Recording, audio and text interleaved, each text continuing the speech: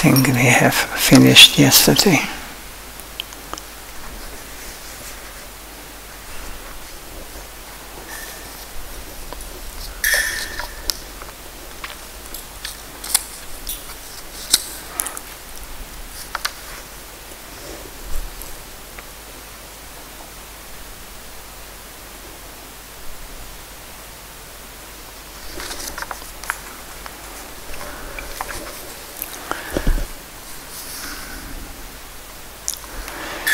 Yada yada Gaura bara Vindhe Vindeta Bhaktim Gata Punyarasi Tata Yakasmad Padamboja Sutambudasi. One who is extremely fortunate may get the mercy of Sri Gauranga. As much as we devote ourselves to the lotus feet of Sri Gauranga, to that extent we will automatically be able to taste the nectarine service of the lotus feet of Srimati Radharani in Vrindavan. The more service of Lord Gauranga, the more one finds oneself in Vrindavan, tasting the nectar of the service of Sri Radha, Chaitanya Charitamrita. This is stanza by Prabhupada Saraswati. Yada yada Gaurabhadara Vinde Vindheta Bhaktim Gita Punyarasi. Those who have great sukha in Gauranga. Prabhupada Saraswati says that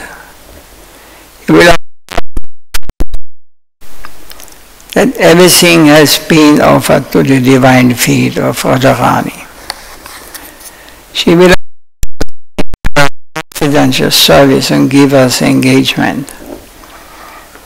You have a good recommendation from Navadvip. Yes, I will immediately appoint you in this service. If you invest your money in the Bank of America, it will go there. Similarly, your investment in Navadvip will automatically take you to Vrindavan. It may be unknown to you how the company has carried you there, but automatically you will find that you are in that Radha. As much as we connect ourselves with Gaura Lila, automatically we'll find that without any trouble we are in the camp of Radharani. We are blessed. We are carried to the camp of Radharani in Vrindavan.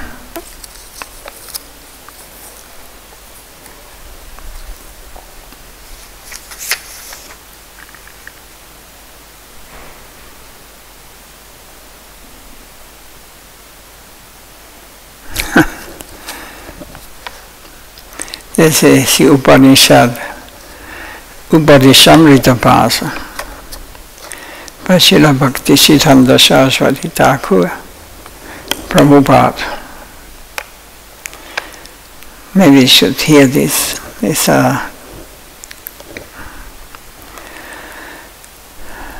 only points of Upadishamrita he is writing down in many verses. So I will not read the Bengali verses, I just read the translation. And Krishnetala Kutravagviga Dharanam. Talking about the topics unrelated to Krishna is known as the urge to talk. Frustration of unfulfilled material desires gives rise to the urge of anger. This leads to the degradation of the mind. Very scientific.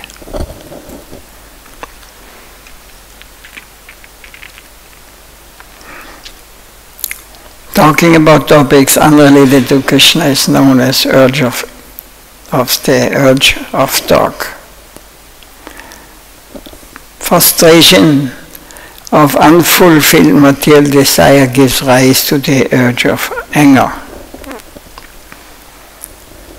This leads to the degradation of the mind. So if you are only on this level, then your mind will dive deep. There's no limitation. And we will be captured by the mind and slaves of the mind. Those whose nature is to enjoy sumptuous meals are slaves of the urge of the tongue. Such a person who is infatuated with eating simply fulfills the desire of the belly. So that drudge of a man who is henchbacked by his spouse is a slave of sex desire. Such a person acts under the influence of the genitals and is shadowed by the god of lust. So one who is henchbacked by his spouse or the other by men, ladies by men, is a slave to sex desire. Such a person acts under influence of the genitals and is shadowed by the god of lust. One is able to always control the 6 urges, is a master of his senses. He is called Goswami, and is able to conquer the world. So if we can control all these urges, all these forcings of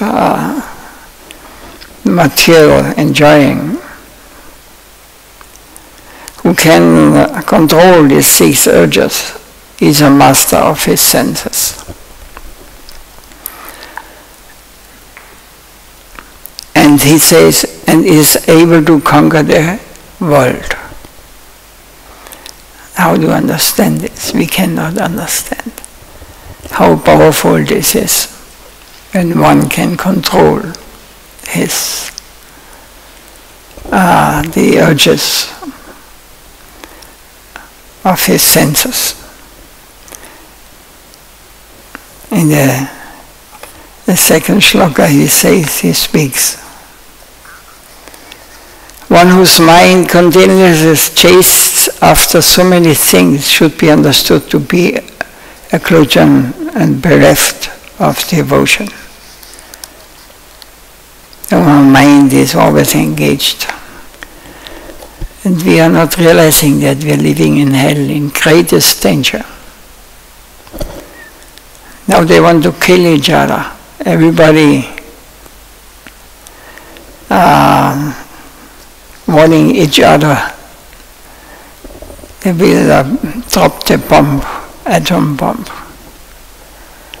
Very horrible situation, and it is just they are guided by their external senses, by their desire to get power, to be the controller. They do everything, they don't care for anything. And in this world we live, a very dangerous world.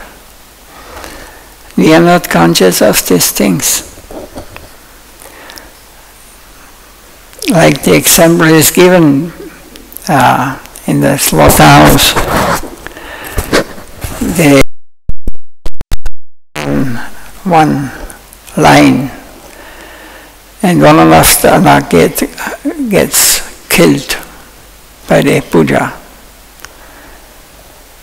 So even 2, 3 or 4 goats are before him, the she or he goat still wants to have sex. See, he knows, he sees that he will die, but still the desire is there, so strong. They are living in this illusion, this material world. We are not different from goats, from this mentality.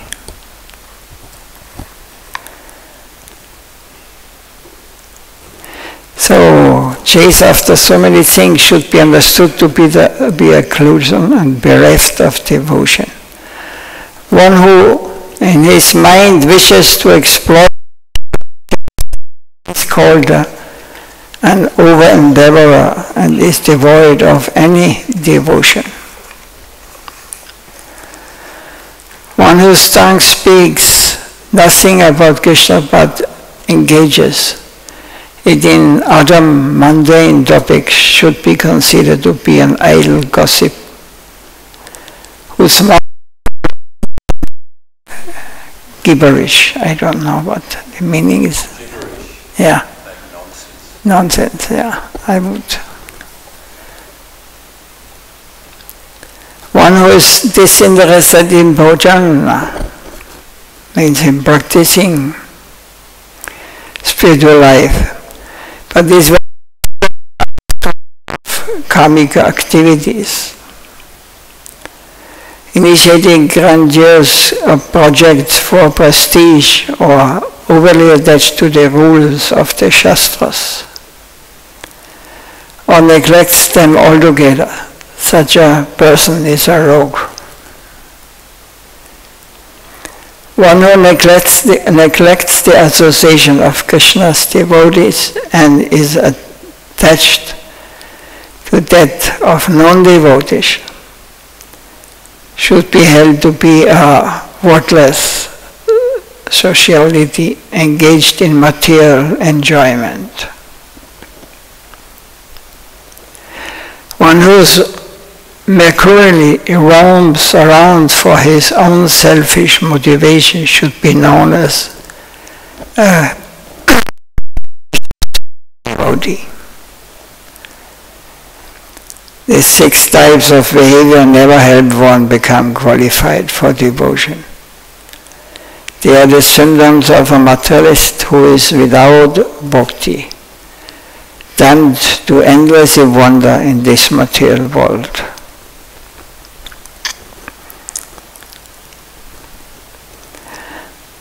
So the 3rd verse is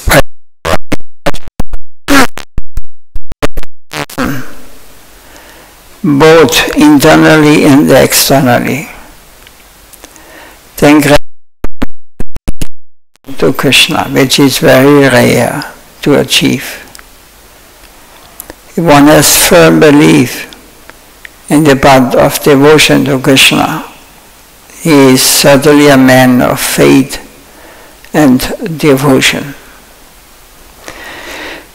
Even if one fails to quickly gain service to Krishna, if one cultivates patience in his devotional practice, then such a person will ultimately be imbued with bhakti.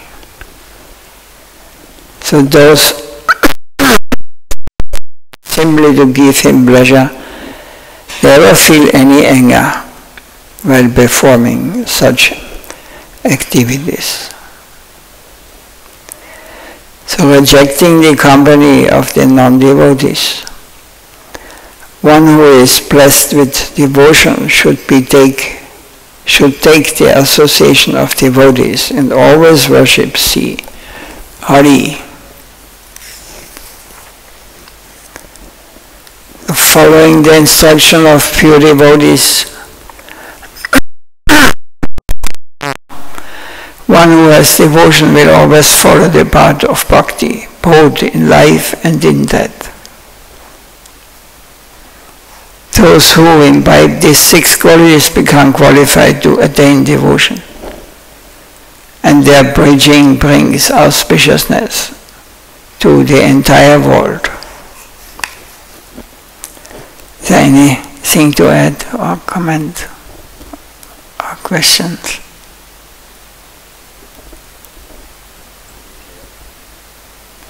It's clear, huh? One can hardly, or one dares not to bring an argument against Prabhupada.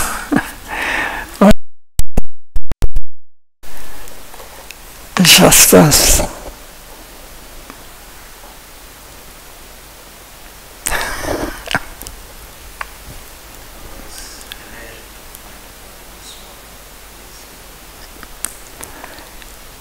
This is the thing that anything what happened is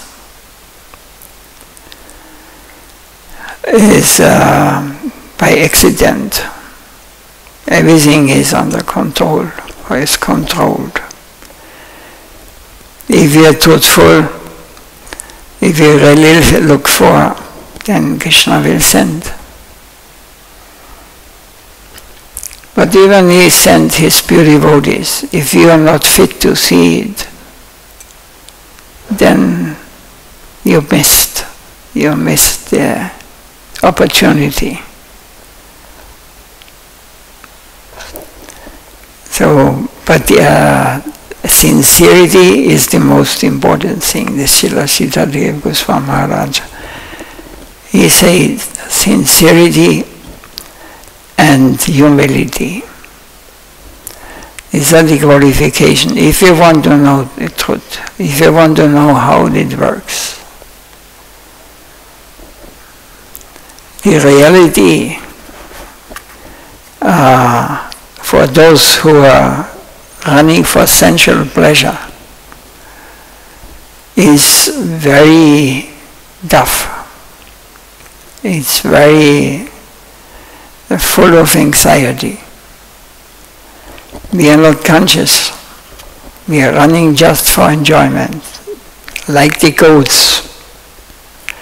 They know they will be killed, but still they want to enjoy. This is our mentality in this material world. As long as we live, we lust to the lust, we want to enjoy. We are not so advanced that we give this decision to the Lord. My Lord, if you think it is, I should go,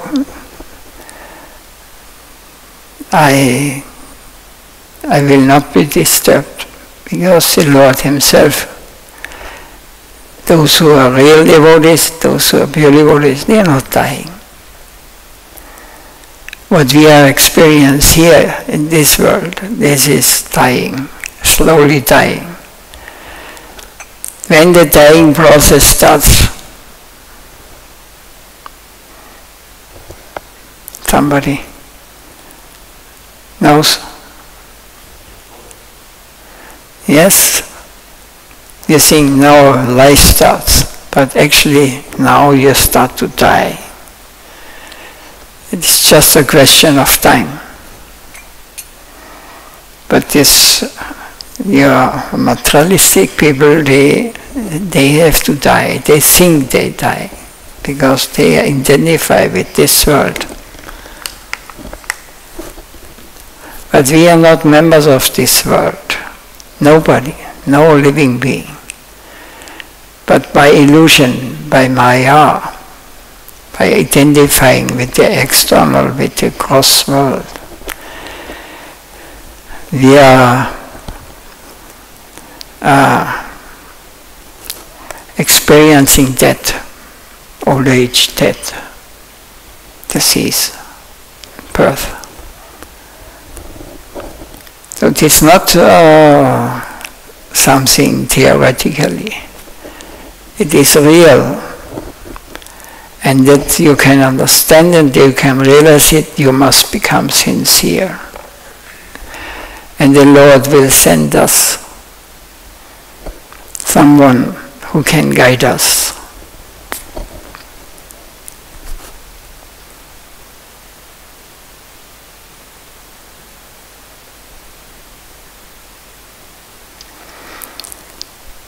So giving gifts and receiving gifts, speaking confidentially and inquiring from others, accepting prasad and feeding others prasad.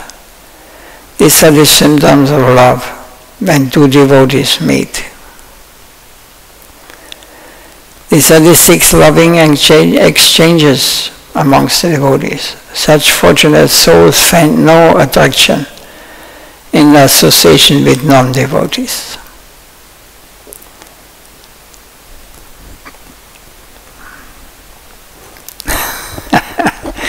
When we meet each other, we meet the bodies, not we, not who we really are, our real form.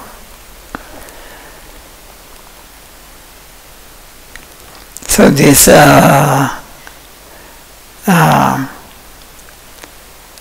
6 loving exchanges amongst devotees, such fortunate souls find no attraction in association with non-devotees. Because their meeting or their association is on the plane of the soul. The eternal spirit soul. So those who have attained such a level, they will recognize immediately who is a person on this plane. They are not seeing external eyes. With the eyes of the soul. Those that know that Krishna friend exclusively accept the spiritual practices of devotion.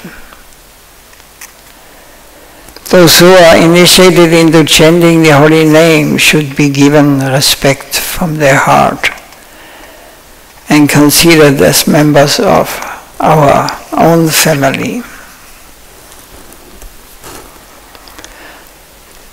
And one of Nam Bhajana, while always living in the spiritual bhaja internally.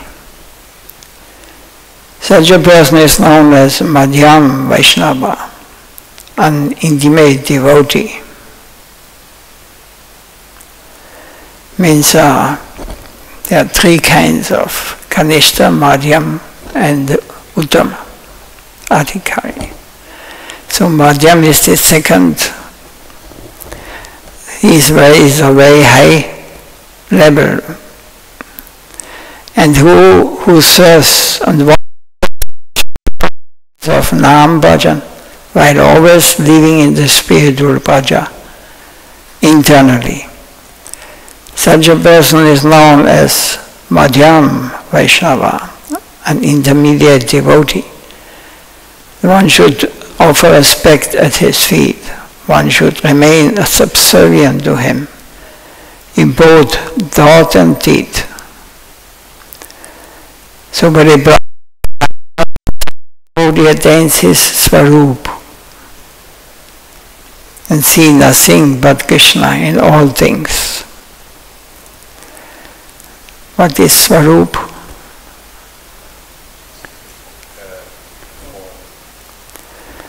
His eternal form, where he, like Hanuman appeared in this world as a devotee when Mahaprabhu was here.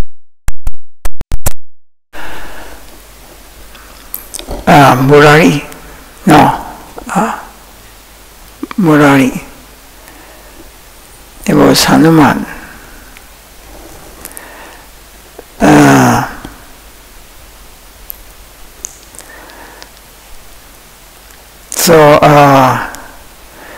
His form he took, he was a doctor.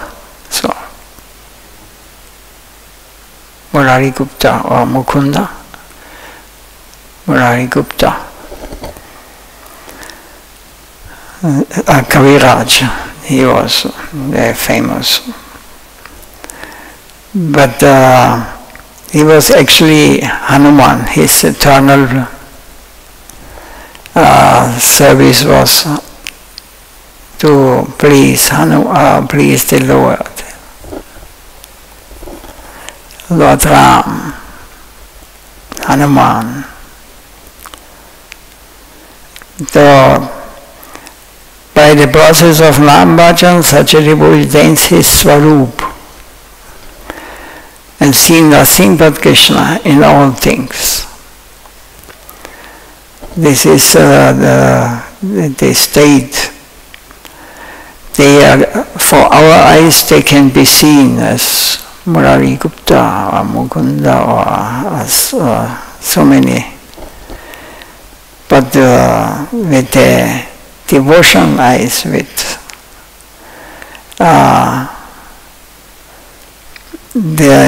you can see the Swarup of a person, or he identifies with his Swarup.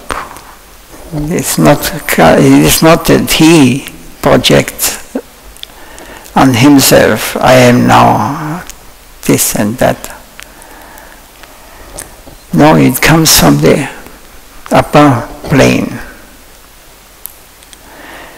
So within this material creation, he sees nothing is separate from Krishna, and all living entities are serving Krishna equally. So one should cultivate the desire to know such an advanced soul and become attached to serving him with thought, word and deed.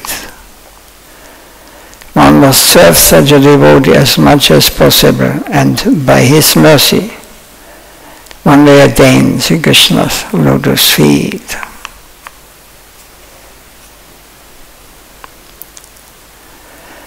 So then this Srila Prabhupada says in the verse 6, it's very important. Also a pure devotee of Krishna, one must never become disturbed at the bodily defects found within him. He wants vision. Know that such a vision is certainly offensive.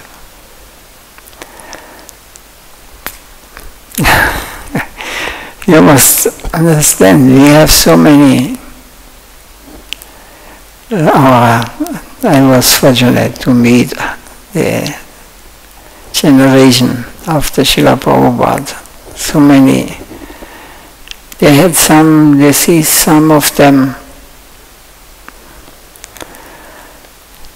but they were purely spiritual. They were purely members of the transcendental plane.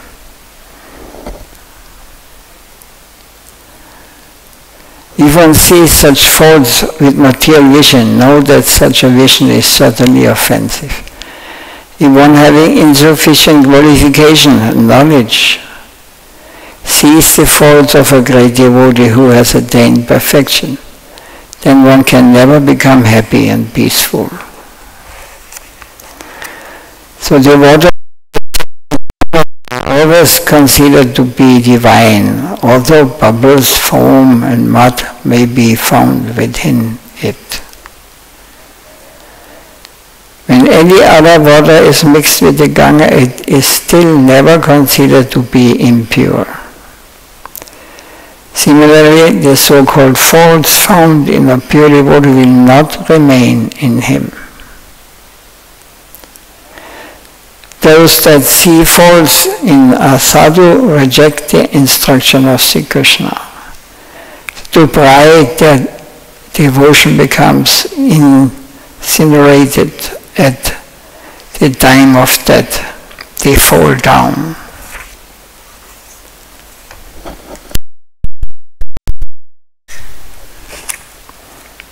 Yes. We cannot fall down. But there's no more space for any thought.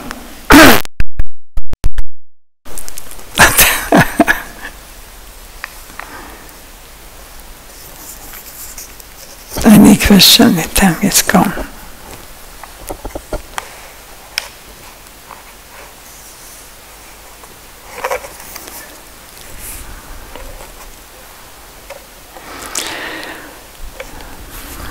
Jai Srila Prabhupada ki jai, Srila Gurudeva ki jai, Nitai Guru Premanande.